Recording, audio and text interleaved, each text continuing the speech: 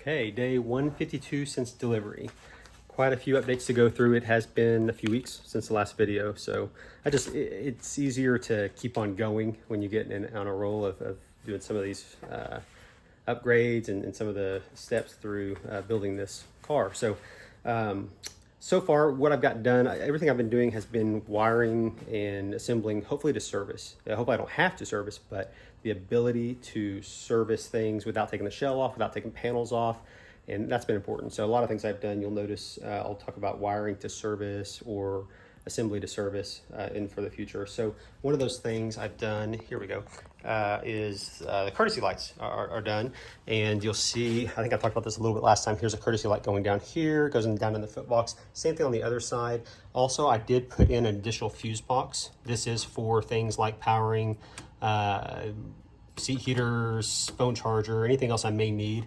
I went ahead and added that fuse box just to make things a little bit easier. Got a lot of the wiring tucked up under there. A lot of that wiring, if it does go down to the trans tunnel, it goes through a grommet on the top of the trans tunnel behind this lower dash panel, which is sitting there loosely right now.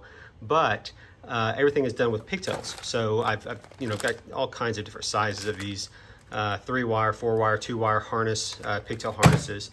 And that should make it easy. If I need to disconnect something, I can service it much easier. Same thing goes for this rear cockpit wall. I talked about the speakers last time. Behind the speakers are pigtails, and that I can disconnect pigtail plugs and just pull a single speaker out. Same thing where it runs back up to the actual radio unit. And the radio unit, I decided to put the radio unit right there. See it through the cubby?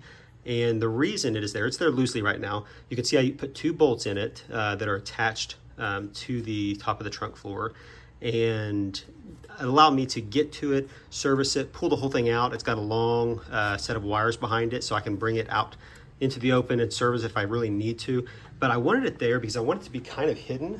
I want you to be able to get to it, but also really you can only see it from the driver's seat. So it's Bluetooth. I don't plan on messing with it much, but if I do need to get to it or maybe change like an actual radio station on it, then I suppose I could.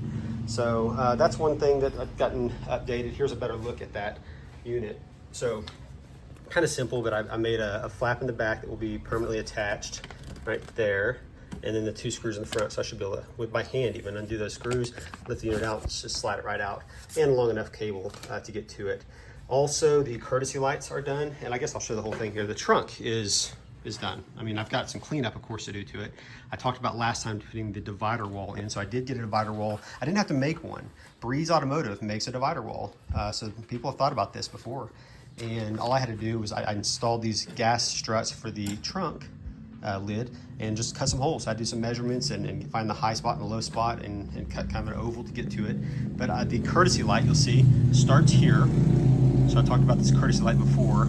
This is from a truck bed. So it's a 3-wire or 3 LED strip light set, and I'm using all 3 simultaneously when they turn on. So it starts here, comes out of that hole for the wiring, and starts under this bar, runs here, crosses over through here, and now we are lighting the trunk up on its backside.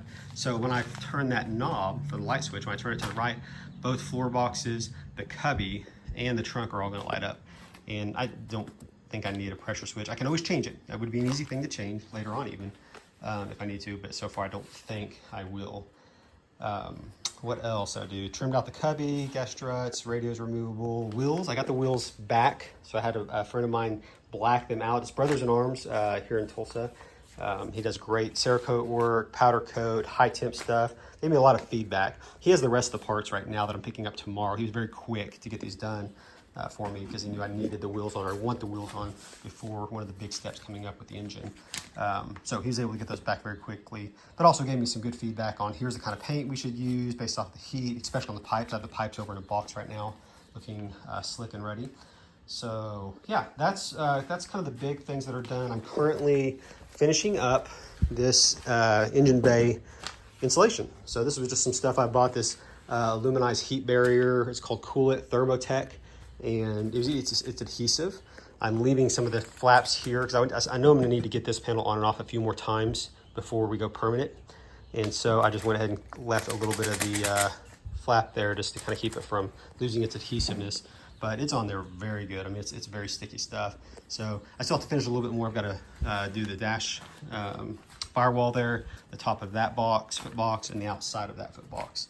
And then I will be done with insulation on the engine bay at least. I'm going to also double insulate, so I'm going to be insulating with cool mat from the entire cockpit, excluding the back cockpit wall. So lots to do still, but I'm getting to a point where there's very little to do left without really skipping way ahead in what could cause some problems. So I'm at a point now, it's just about engine time. So it's about to get pretty exciting when I get an engine installed.